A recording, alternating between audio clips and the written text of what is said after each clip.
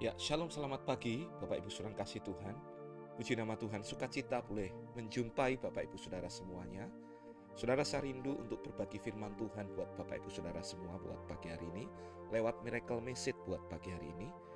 Sebelum kita sama-sama belajar untuk merenungkan firman Tuhan, saya mengajak kita semua berdoa, kita memohon hikmat Tuhan, sehingga apa yang kita pelajari hari ini menjadi sesuatu yang menuntun kita berjalan sepanjang tahun ini, dan kita melihat anugerah dan kebaikan Tuhan. Mari sama-sama kita berdoa.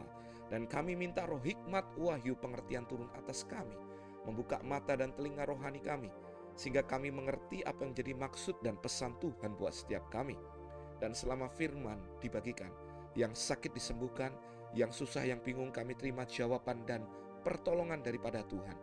Yang mati imannya dibangkitkan di dalam nama Yesus. Kami percaya hidup kami diubahkan Tuhan, hidup kami diberkati Tuhan, dan hidup kami berkenan kepada Tuhan. Kami percaya sesuatu yang ajaib dan dahsyat terjadi bagi setiap kami. Demi nama Yesus, kami berdoa dan kami siap terima firman-Mu. Mari yang percaya dengan iman, sama-sama kita berkata, amin. Saudara, kita belajar tentang the power of declaration, kuasa mendeklarasikan.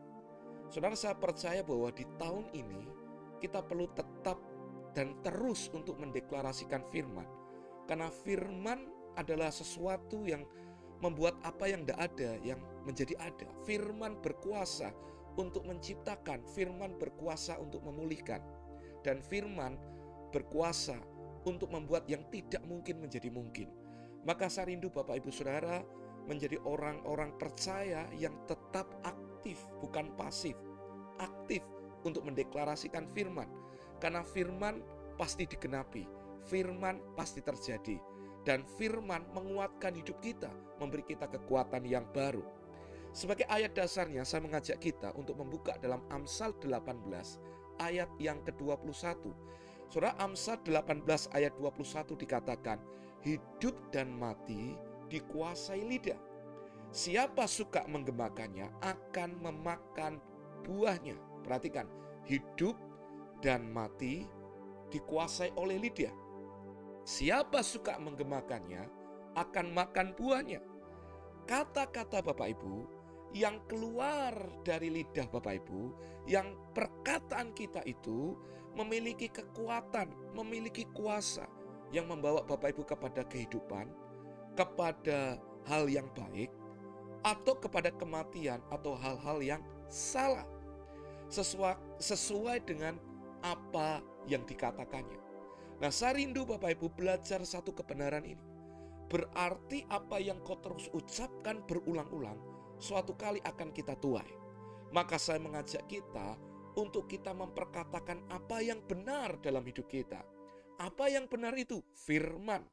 Firman Tuhan yang terus kita deklarasikan dalam hidup kita, dalam perkataan kita, dalam usaha kita, dalam keluarga kita, termasuk kepada suami, istri, anak-anak kita, orang tua kepada anak, gembala kepada jemaat.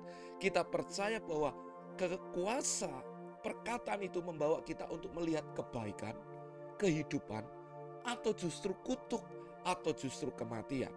Maka saya rindu kita semua belajar untuk memperhatikan apa yang terus keluar lewat perkataan kita.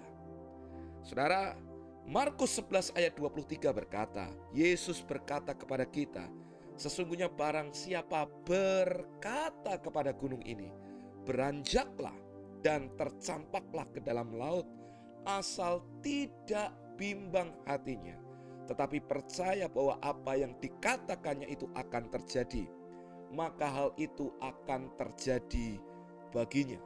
Sebuah hal yang luar biasa. Bukan hanya sekedar kita berdoa berharap kepada Tuhan, tetapi Yesus mengajar kepada murid-muridnya, barang siapa berkata kepada gunung. Gunung itu bicara tentang sesuatu yang lebih daripada kekuatan kita. Gunung bicara juga masalah, pergumulan, tantangan yang harus dihadapi. Tetapi Yesus berkata, sesungguhnya barang siapa berkata kepada gunung ini. Artinya waktu dia berkata tanpa bimbang hatinya, tetapi dia percaya ternyata itu mendatangkan mujizat dalam hidupnya. Pertanyaan saya adalah, apa yang sering kita perkatakan terhadap gunung-gunung yang masalah dalam hidup kita? Apa yang sering kita ucapkan terhadap hal-hal yang menurut kita tidak baik? Saudara, kalau kita memperkatakan dengan benar, maka dikatakan itu akan terjadi. Dalam bahasa aslinya dipakai kata genetai, akan terjadi, dari kata ginoma yang berarti sesuatu menjadi nyata dan terjadi. Waktu perkataan kita benar, itu mendatangkan kuasa dalam hidup kita.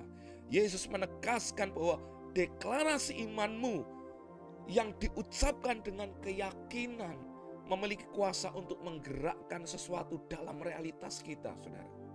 Jadi saya rindu Bapak Ibu Saudara untuk kita bertindak dalam iman, kita bertindak dalam kuasa Tuhan, dan kita menjadi pelaku-pelaku kebenaran firman. Salah satunya kita mulai belajar untuk mendeklarasikan, memperkatakan iman kita, memperkatakan firman keluar dari mulut kita terhadap setiap gunung masalah dalam hidup kita. Saudara, saya rindu Bapak Ibu mengalami mujizat Tuhan ketika Bapak Ibu terus mempraktekkan, mendeklarasikan firman dalam hidupmu. Sesuatu yang ajaib terjadi dalam hidup kita. Saya Pastor Ali Saadi. God bless you all. Shalom.